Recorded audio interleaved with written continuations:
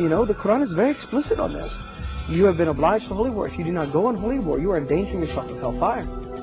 And so they're in a public relations nightmare, but they're also in a spiritual nightmare. The public relations nightmare is affirm jihad and face the wrath of America, you know, the American media.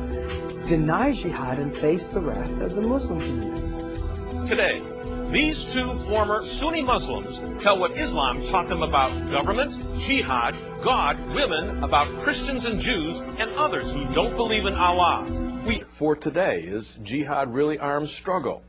After 9/11 and the terrorist bombing of the trade towers and also of the Pentagon, people want to know, why are these folks quoting the Quran against us? Why do they hate Americans? What's going on? What's the relationship of Al-Qaeda to what Muhammad said and the teachings in the Quran, the Hadith, the tradition? And fellas, let's talk about this thing of jihad. There are a lot of arguments that jihad is not armed struggle. It's not for all Muslims. Emir, start us off. What are all the arguments that are saying today that this is not armed struggle? This is just internal spiritual struggle. Well, the first thing they say is, well, listen, that Islam means peace. And if you look at the word Islam, it does not mean peace. It means submission to Allah, and it's a totally different scenario then. But after September 11th, they had to create this chasm between what they wanted to consider extremists and who they were as Western Muslims. And so they allegorized the Quran. They said the Quran only spoke of an internal struggle. The Sufis are very good at doing this. Or they said this is an historical argument, that Muhammad himself was a military leader but never called anyone else to military leadership. Finally, they would say, well, yes, but only in self-defense. Only if we are attacked do we have jihad. And so they try to compare it between any of the self-defense arguments within Christendom or secular ideas. Ergen, you believe now that even though that's what people are trying to promote, that is not the case, and we're actually going to look at the Quran, and we're going to look at the Hadith, and show that you can't misinterpret that any other way than saying this is physical warfare. And this is something that we're only dealing with here in America or in the West, because around the world this is without question. Around the world the Muslims would listen to these arguments and just scoff, and they do scoff and they mock, because they say this is ridiculous. This is an embarrassment to Islam that you would possibly think this. If the numbers hold up right, and 16% of the Muslims worldwide believe that the bombing of the World Trade Towers was morally justifiable, if those numbers continue out, we're talking about somewhere in the vicinity of 100 million Muslims who believe that jihadic acts are morally justified. And so you see that there's this divergence of opinion about jihad, but what we hear here in America, we have never heard anywhere else in the world. We've never heard, certainly in our background, that you would say jihad was only an internal struggle.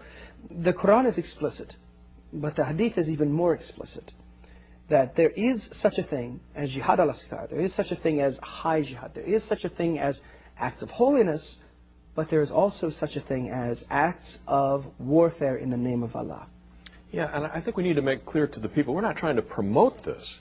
We're just trying to say what the historical situation is so we will be able to know how to deal with it. Also, it's an opportunity for Muslims to rethink things.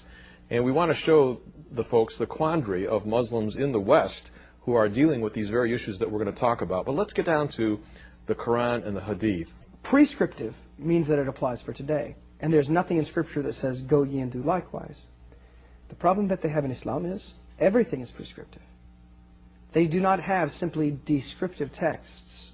That which was done in days gone by is still to be done now. This is why in their culture they lived the same way they did as when Muhammad was alive in the 7th century. And so you do not have a distinction of hermeneutics here where they can say, but this was past, we don't do this anymore. That's a description, but we are not called to do this anymore.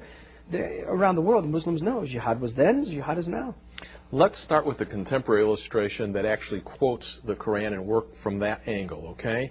In 1998, you had a fatwa that was signed by 5 Islamic leaders, Osama bin Laden being one of them. Could you just read us some excerpts of this letter that's been... Sure. It's the famous fatwa signed February the 23rd, 1998. Fazlur Rahman, Osama bin Mohammed bin Laden, others signed it.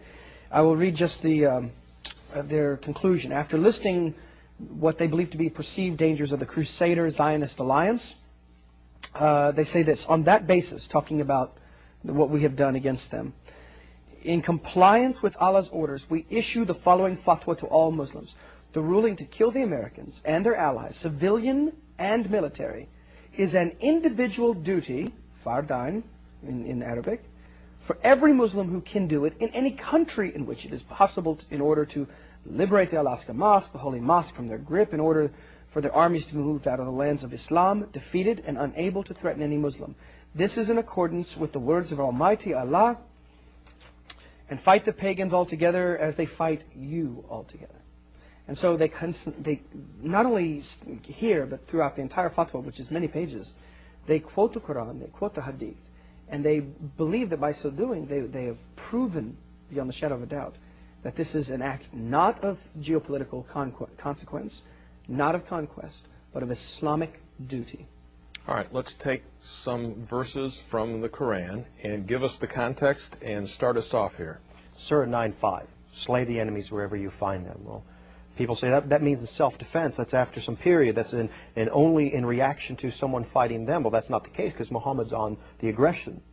But then he does define it in religious terms. Verse 29, those who do not believe in Allah or the last day. And so your enemy is the infidel, the kafar, the one who does not believe in Allah. And then you hear in Surah 4, 101, what is it? That they are open enemies to you. And after that, in verse 102, it says that we'll provide for them a humiliating punishment. And so on the verses go about the Quran. Chapter 8, verses 13 through 17 deals with it in a very specific manner of jihad and what you should carry out and how you should carry it out. And so Christians can look these verses up and see it for themselves. You can see Surah 5 where you recognize in battle or otherwise, do not take Jews or Christians as your friends or protectors. And you just start listing and listing and listing, and the only way they can defend it is they say, yes, that's only in self-defense. Why aren't those verses descriptive and why are they prescriptive? Because they are the words of Allah to Muslims, not to a specific people group. Like the Old Testament is specified for Israel. There is no such thing as the church replacing Israel, as some Christian theologians would have it. And it's specified to specific territory with Israel, the land of Canaan. There is no specific territory. There is no specific people. The world is your territory. The aggression, the self-defense is to have a Dar Islam, a house of Islam where you conquer. And you see it from Abu Bakr